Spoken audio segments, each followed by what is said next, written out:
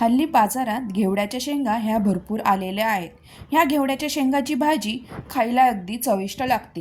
शिवाय आपण ज्या सीझनमध्ये ज्या भाज्या येतात त्या खाल्ल्याच पाहिजे. आणि शेंगभाजी तर ही खाल्लेली कधीही चांगली. झटपट होणारी अशी ही घेवड्याची शेंगाची भाजी आज आपण बघणार आहोत. चला तर मग जास्त वेळ न घालवता आपण रेसिपीला सुरुवात करूया. इथे मी पाव किलो एवढ्या घेवड्याच्या शेंगा ह्या निवडून घेतलेल्या आहेत व पाण्यात धुण्यासाठी ठेवलेल्या आहेत अशा भिजत. ह्या घेवड्याच्या शेंगामध्ये मी ओला वाटाणाही थोडासा टाकलेला आहे. ओला वाटाण्यामुळेही ही घेवड्याची शेंगाची भाजी खायला टेस्टी लागते. तुम्ही नुसताही घेवड्याच्या शेंगाची भाजी करू शकता. कमी तेलात कमी मसाल्यात आपण झटपट होणारी ही घेवड्याच्या शेंगाची भाजी बघणार आहोत. आता मी हे शेंगा पाण्यातनं धुवून घेतलेल्या आहेत. एका प्लेटीमध्ये काढणार आहे. आता गॅसवर आपल्याला एक कढई ठेवायची आहे. त्या कढईमध्ये आपल्याला थोडेसे तेल टाकायचे आहे. आता तेल चांगले गरम झाले की त्यामध्ये आपल्याला फोडणीसाठी इथे थोडीशी मोहरी टाकणार आहे. तर मोहरी चांगली तडकली की यामध्ये मी काही लसणाच्या पाकळ्या टाकणार आहे. भरपूर असा इथे मी लसूण घेतलेला आहे, 4-5 पाकळ्या बारीक चिरून.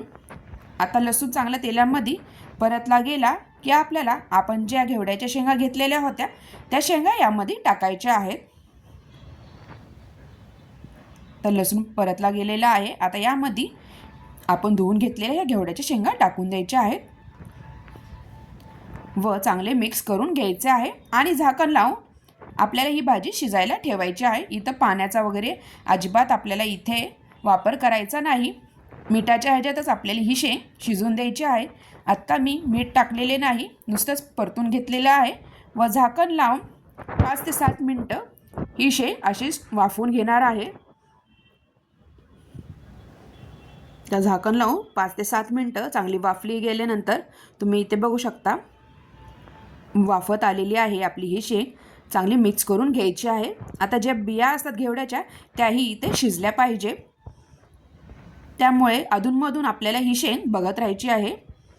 आता यामध्ये आपल्याला चवीनुसार इथे मीठ टाकायचं आहे. तर मीठ टाकून आपल्याला हे पुन्हा झाकण लावून ही शेंग वाफून द्यायची आहे. अशा प्रकारे ही शेंग नुसती कमी तेलात कमी मसाल्यात खायला एकदम टेस्टी लागते. तर झाकण लावून पुन्हा मी ही वाफून घेणार आहे. आणि पुन्हा 5 मिनिटानंतर ही शेंग आपली तुम्ही इथं बघू शकता शिजत आलेली आहे. कलरही इथे चेंज झालेला आहे थोडा शेंगाचा.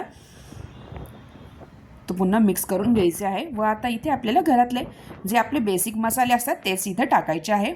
तर बी बघा इथं घेवड्याची शेंगाची ही शिजलेली आहे. आता यामध्ये मी बाकीचे घरातले जे बेसिक मसाले असतात ते टाकणार आहे. त्यामध्ये थोडीशी हळद. आता इथे हळद टाकल्यानंतर पुन्हा ही भाजी चांगली मिक्स करून घेणार आहे व बाकीचे जे मसाले असतात घरातले ते टाकणार आहे. त्यामध्ये घरातले आपले जे काळं तिखट असतं लाल तिखट असतं ते इथे आपल्याला टाकायचे आहे. जे घरात उपलब्ध मसाले असते ते आपल्याला इथे टाकायचे आहेत. आता इथे मसाले तुम्हाला तिखट जसं कमी जास्त हवे आहे तसे तुम्ही इथे मसाले ॲड करू शकता. तर हे मसाले टाकल्यानंतर आपल्याला मिक्स करून घ्यायची आहे व अजून 4-5 मिनटं ही भाजी शिजून द्यायची आहे. मसाले टाकल्यानंतर मस्त इथे आपली झटपट अशी घेवड्याची चविष्ट अशी भाजी रेडी होते. तुम्ही ही भाजी टिफिनलाही देऊ शकता आणि भाकरीसोबत तर अगदी चविष्ट लागती ही घेवड्याच्या शेंगाची भाजी. बाजरीची भाकरी किंवा ज्वारीची भाकरीसोबत तुम्ही खाऊ शकता. अशा प्रकारे अजून 2-3 मिनटं मसाले टाकल्यानंतर ही भाजी वाफवून घेतलेली आहे. आता इथे आपली घेवड्याच्या शेंगाची भाजी रेडी झालेली आहे. आता यामध्ये आपल्याला चमचाभर एवढे शेंगदाण्याचा कूट टाकून मिक्स करून अगदी 1-2 मिनटं परतून घ्यायची आहे. अशा प्रकारे तुम्हाला ही घेवड्याच्या शेंगाची भाजीची रेसिपी कशी वाटली नक्की कमेंटद्वारा कळवा व माझ्या चॅनलला लाईक शेअर आणि सबस्क्राईब करायला विसरू नका. पुन्हा भेटूया अशाच नवीन रेसिपीसोबत. तोपर्यंत तुम्हा सगळ्यांना बाय बाय. तुम्ही इथे बघू शकता मस्त इथे आपली सुटसुटीत इथे घेवड्याच्या शेंगाची भाजी रेडी झालेली आहे. व्हिडिओ शेवटपर्यंत बघितल्याबद्दल धन्यवाद.